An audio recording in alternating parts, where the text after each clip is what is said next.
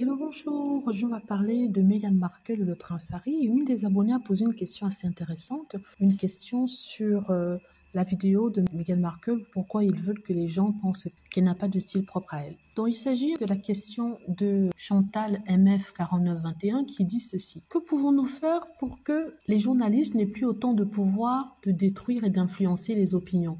Ça me désole complètement. En fait, quand on regarde, on peut se dire qu'il n'y a pas vraiment grand-chose à faire, mais c'est faux.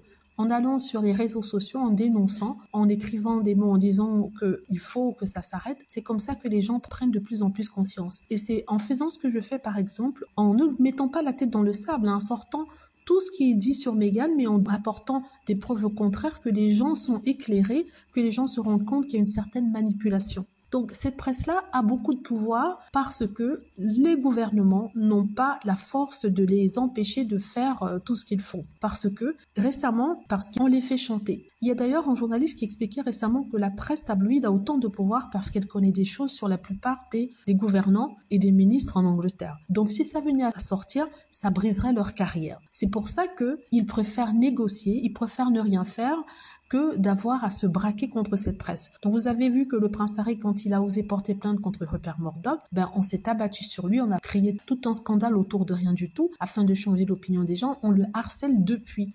Vous voyez, du coup, par exemple, Keir Starmer, qui est soi-disant un leader de gauche, qui devrait normalement restreindre l'action maléfique des grands patrons de journaux sur le peuple, sur le public, il fait rien.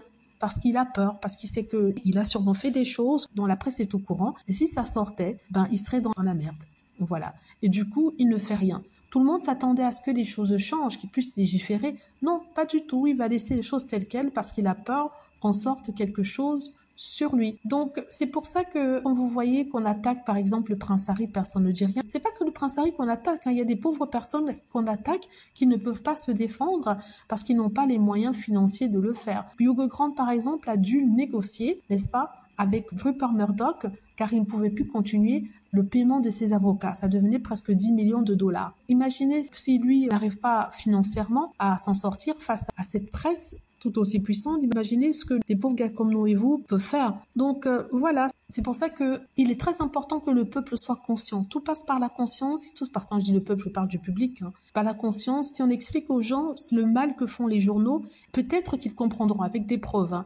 Mais c'est vrai qu'il faut répéter, quitte à ce qu'on se fatigue à le faire, mais c'est important. Voilà, c'est pour ça d'ailleurs que je fais ce que je fais. Vous me demandez tout le temps pourquoi vous parlez des tabloïds. Il faut le faire, sinon, je sais que les fans de Meghan Markle connaissent la vérité, mais ceux qui ne le sont pas fans, il y en a beaucoup qui ne la détestent pas non plus, ne le savent pas. Donc il faut les éduquer, il faut leur montrer que, regardez, vous êtes manipulés, voilà ce qui se passe.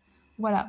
Dites-moi ce que vous en pensez. J'espère que vous aimez la vidéo. N'hésitez pas à cliquer sur like si c'est le cas, à vous abonner pour plus de vidéos et à cliquer sur la petite cloche afin de être averti lorsque je poste une nouvelle vidéo. Merci.